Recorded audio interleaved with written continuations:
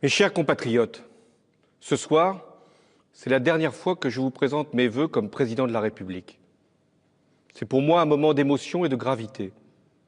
Je veux le partager avec vous, Françaises et Français de toutes origines, de toutes convictions, de toutes confessions, de métropole et d'outre-mer.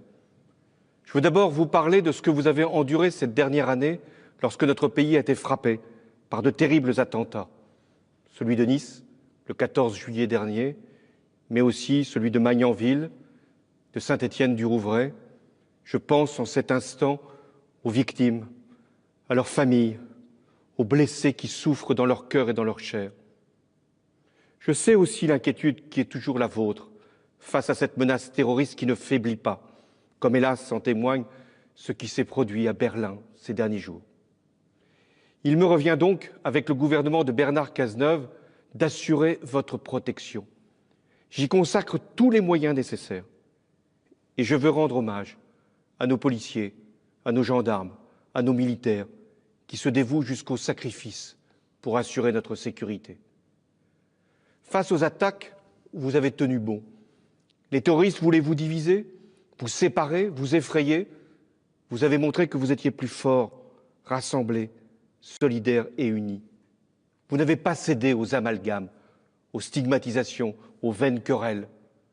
Vous avez continué à vivre, à travailler, à sortir, à circuler, à chérir la liberté. Vous pouvez être fiers de vous. Mais nous n'en avons pas terminé avec le fléau du terrorisme. Il nous faudra continuer à le combattre. À l'extérieur, c'est le sens de nos opérations militaires, au Mali, en Syrie, en Irak, où je me rendrai après-demain pour saluer nos soldats. Le combattre aussi à l'intérieur, pour déjouer des attentats, mettre hors d'état de nuire les individus dangereux et prévenir la radicalisation djihadiste. Mais soyez certains d'une chose, que de cette lutte contre la barbarie, notre démocratie sortira victorieuse. Mes chers compatriotes, 5 années de présidence m'ont forgé une expérience que je veux vous livrer ce soir. La France est un pays admiré, attendu et même espéré partout dans le monde. C'est sans doute l'héritage de notre histoire, de notre langue, de notre culture, mais c'est surtout le respect qu'inspirent nos valeurs, notre mode de vie, notre attachement pour la liberté. C'est ce qui explique que lorsque nous sommes attaqués, le monde entier est à nos côtés. C'est ce qui donne du crédit à la parole de la France pour porter de grandes causes. Je pense à la lutte contre le réchauffement climatique. Rappelez-vous, c'est à Paris qu'un accord historique a été conclu. Vous en voyez avec les pics de pollution l'impérieuse nécessité, surtout de le mettre en œuvre. Alors je vous l'affirme, la France ne laissera personne, ni aucun État, fût-il le plus grand, remettre en cause cet acquis majeur de la communauté internationale. Face aux puissances, les anciennes comme les nouvelles, la France doit réaffirmer son indépendance. Dans un environnement international plein d'incertitudes, avec un climat de guerre froide, peu de pays ont par leur défense, c'est-à-dire leur armée et leur politique étrangère, la capacité de décider souverainement. Nous l'avons. Et nous devons tout faire pour préserver cette liberté stratégique. Parce que la France a un rang et un message à défendre. Elle n'accepte pas les violations des droits humains les plus élémentaires, l'utilisation des armes chimiques, les massacres de populations civiles comme à Alep, les persécutions des minorités religieuses, la soumission de la femme. La France n'admet jamais le fait accompli, la mise en cause des frontières. Elle cherche partout, par le dialogue, des solutions, y compris au Proche et au Moyen-Orient. La France, elle se bat pour le développement de l'Afrique et la réduction des inégalités, car elle sait que là se situe le règlement des migrations. Voilà ce que signifie être français aujourd'hui. Et je voudrais que vous puissiez, là encore, en être fiers. Mes chers compatriotes, tout au long de mon mandat, je n'ai eu qu'une priorité, redresser notre économie pour faire baisser le chômage. Je revendique les choix que j'ai faits. Les résultats arrivent plus tard que je ne les avais prévus, j'en conviens, mais ils sont là. Les comptes publics ont été rétablis. La sécurité sociale est à l'équilibre. La compétitivité de nos entreprises a été retrouvée. La construction de logements atteint un niveau record. L'investissement repart. Et surtout, le nombre de demandeurs d'emploi baisse enfin depuis 1 an. Et parallèlement, je l'ai voulu ainsi, le progrès social n'a pas arrêté sa course. De nouveaux droits ont été ouverts pour les salariés, pour la formation tout au long de leur vie, pour l'insertion des jeunes, pour l'accès de tous à la santé. Il reste encore à faire, mais le socle est là, les bases sont solides. Ces succès, ce sont les vôtres.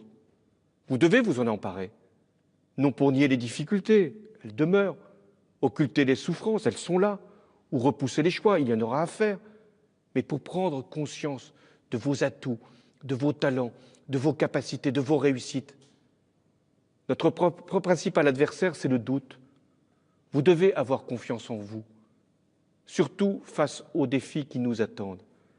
En cette fin d'année, ce que nous croyons acquis, parfois pour toujours, la démocratie, la liberté, les droits sociaux, l'Europe et même la paix, tout cela devient vulnérable, réversible. On l'a vu au Royaume-Uni avec le Brexit et aux États-Unis lors de l'élection du mois de novembre. On le voit sur notre continent à travers la montée des extrémismes. Il y a dans l'histoire des périodes où tout peut basculer. Nous en vivons une. Dans à peine 5 mois, vous aurez, mes chers compatriotes, à faire un choix. Il sera décisif pour la France. Il y va de son modèle social auquel vous êtes attachés, car il garantit l'égalité de tous face aux aléas de la vie, et notamment la santé.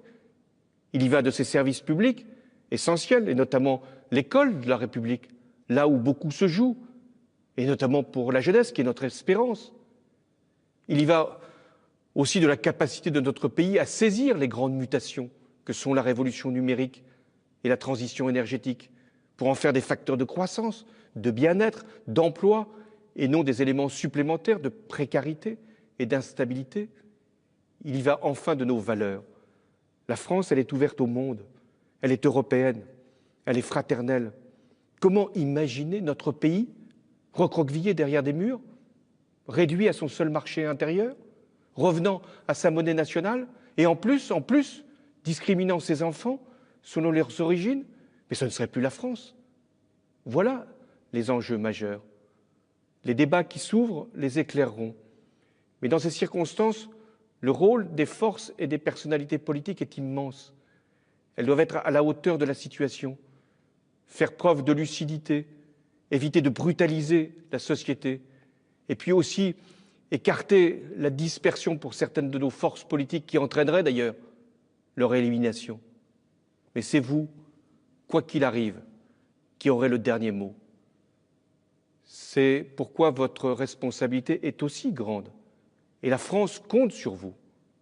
Pour ma part, jusqu'au dernier jour de mon mandat, je serai pleinement à ma tâche pour servir notre pays. Agir pour la France, se battre pour la justice et le progrès, c'est l'engagement de toute ma vie. Je n'y renoncerai jamais. J'ai partagé avec vous des épreuves et des souffrances, mais aussi des joies et des bonheurs.